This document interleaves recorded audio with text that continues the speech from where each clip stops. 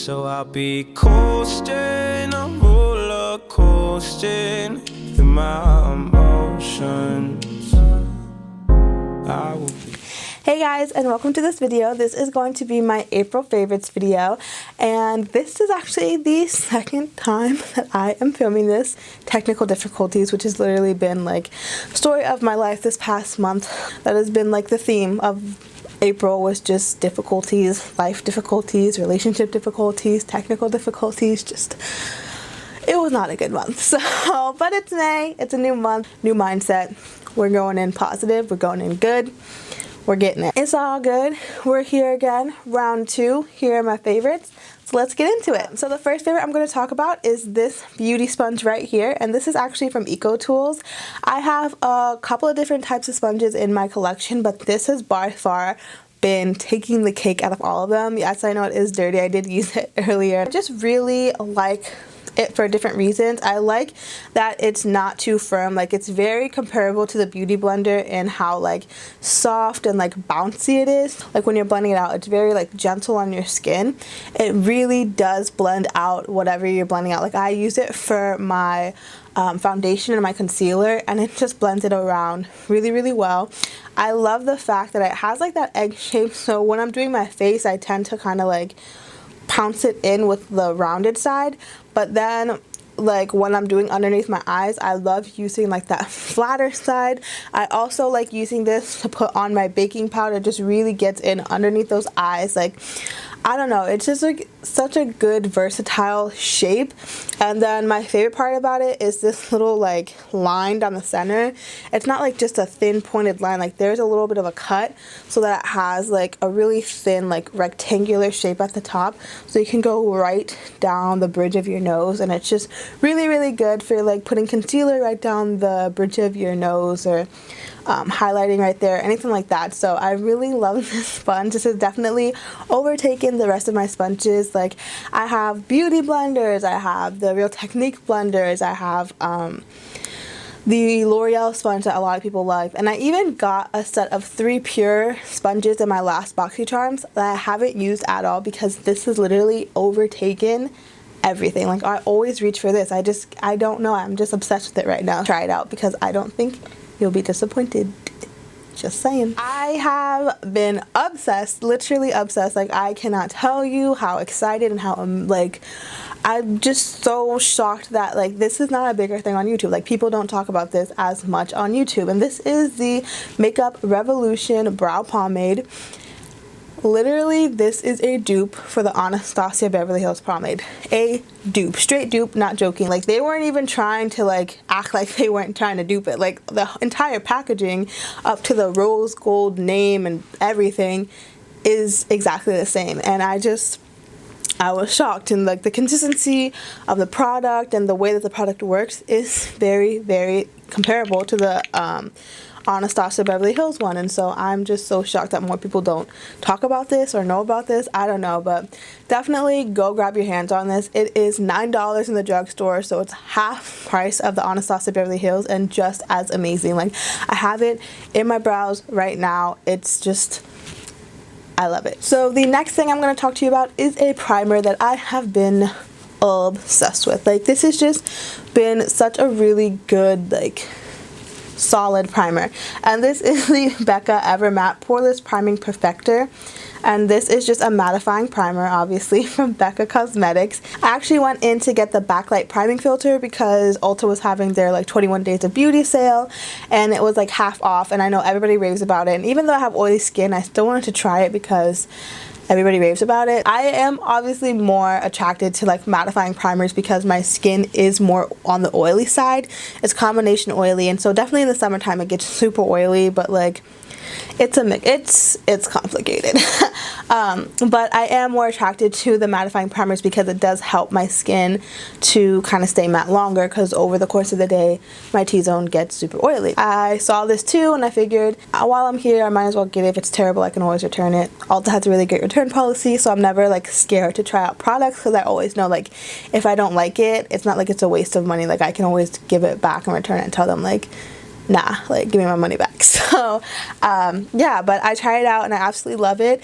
One of the things that I really like about it is that it's not too drying, like it's not too mattifying, which I find because my skin isn't like overly, like excessively oily, that some mattifying primers can just be too drying on my skin. Like it just makes my skin feel like tight. I've used the Makeup Forever mattifying primer and it just makes my skin feel so like tight and dry just because it's so mattifying, and I really don't like that feeling. So I like this because it doesn't dry out my skin like too much or make it feel too tight, but it also does keep it matte throughout the day. So definitely I would recommend giving it a try. If you do have combination oily skin or oily skin, try it out and see how it works for you, because I've been obsessed with it. These are two foundations that I have loved in the past, and I just kind of rediscovered them again.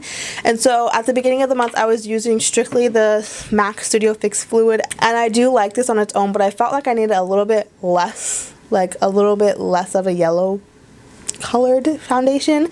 So I just mixed a little bit of the Born This Way foundation in the color Sand, and I mixed them together, and I absolutely loved the way that they mixed together. I'm wearing it on my skin now. I've already had this makeup on for 6 hours at this point, and it still looks really, really good, which is like really amazing, especially because a lot of the stuff I do wear for like a daily basis, and I do have like an 8-hour work day. I just want things that'll last throughout my entire work day and not be like crumbling off and just looking nasty at the end of the day. So the combination of these two, and even them by themselves, are really good. So don't think that you have to go out and buy both of them.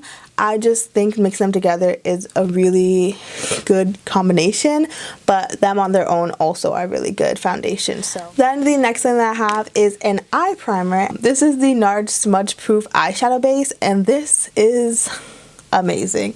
Literally, I haven't bought an eyeshadow primer in so long, just because I've basically been living off of Urban Decay eyeshadow primers, because every time I get a palette from them, it comes with like a little mini eyeshadow primer. So I just have backups on backups of the little Urban Decay eyeshadow primers, so I've never really been purchasing ones for the longest time. I just have heard really great things about this one because my eyelids, like the rest of my skin, do kind of get oily, and so the Urban Decay eyeshadow primer, it's not like it's the worst thing, but I do find sometimes after like a long period of time my eyeshadow will start creasing a little bit.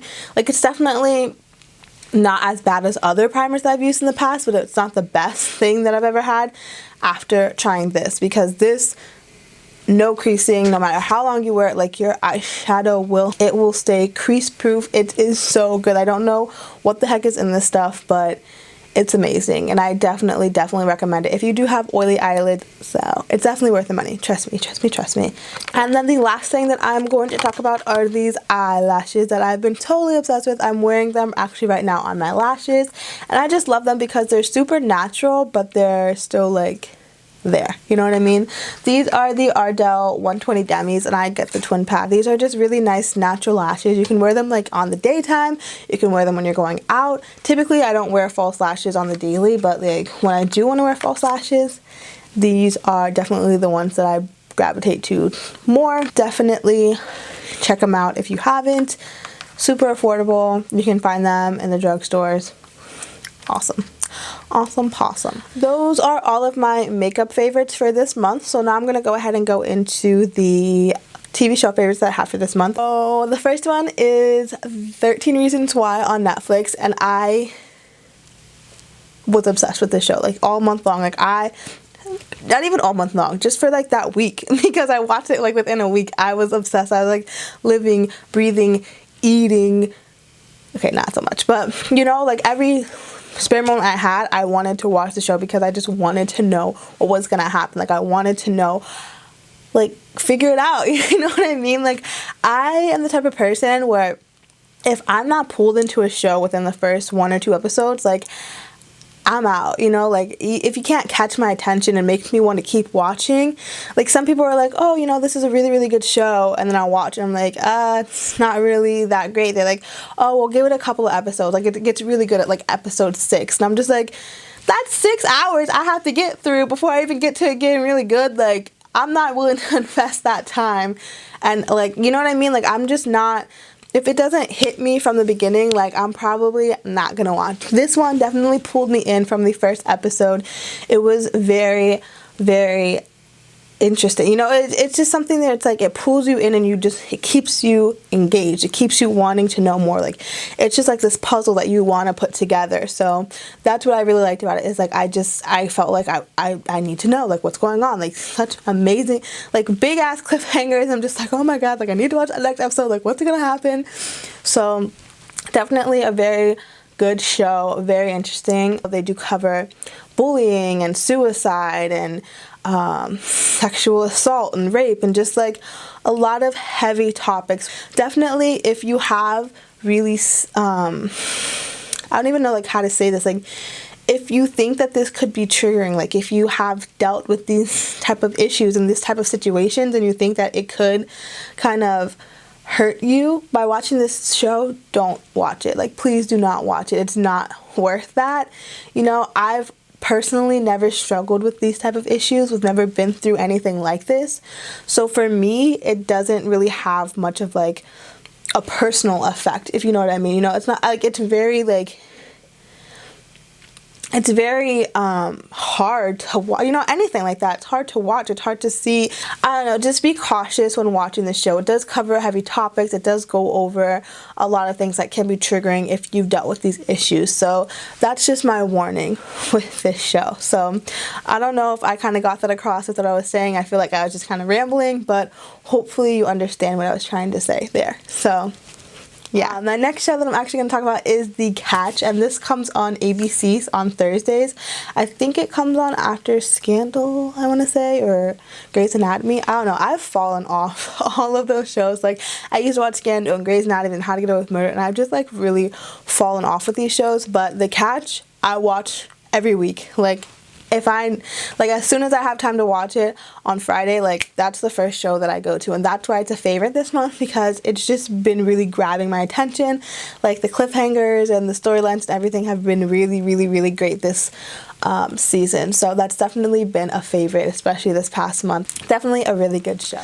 So now let's move on to the music favorites, which personally is my favorite part of favorites, because I just love seeing different people's music tastes and kind of finding maybe new music I haven't heard about. So yeah, I will tell you a couple of favorites of mine. So my favorite song that I've loved so much this past month has been Crew by Gold Link, and it's featuring Brent Faiyaz and Shy Glizzy, and I'm just obsessed. She see money all around me. I look like I'm the man. Yeah, but I was counting out like last week. Tell me, where have you been? Southeast, got her clap it to this beat. She invite me to her crib. I walk in, she say my heat. Okay, the next song that I have, I'm gonna be super basic and put a Drake song in there because everybody knows his album More Life came out, and this is called Passion Fruit, and it's one of my favorite songs off the album. Okay. Passionate from miles away, passive with the things you say, passing up on my always. I can't blame you, no.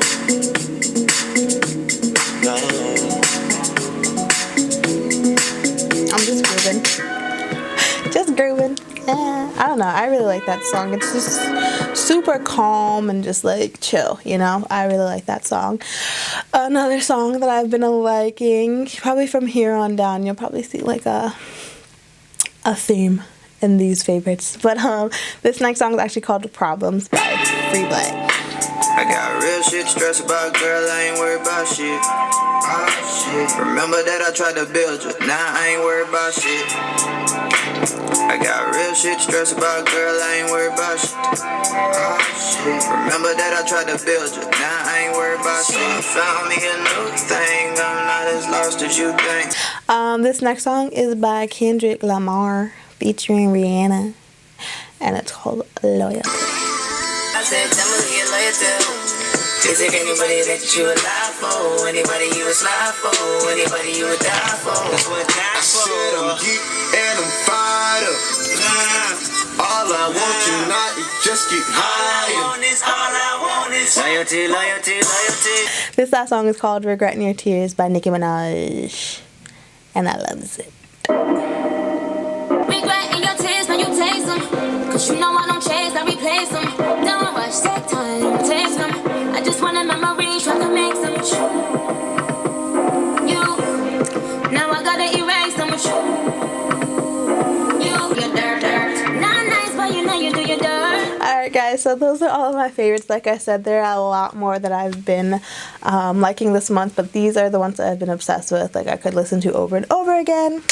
Let me know what are your guys' favorite songs from this month. Leave them down below because like I said, I love hearing new songs and seeing what other people are really into. So yeah, also if you want to leave any other favorites, music, TV shows, anything like that, leave them down in the comments. Give this video a thumbs up and like it if you haven't, and subscribe if you haven't either, so you can catch my next videos. And I'll see you in my next one. Bye!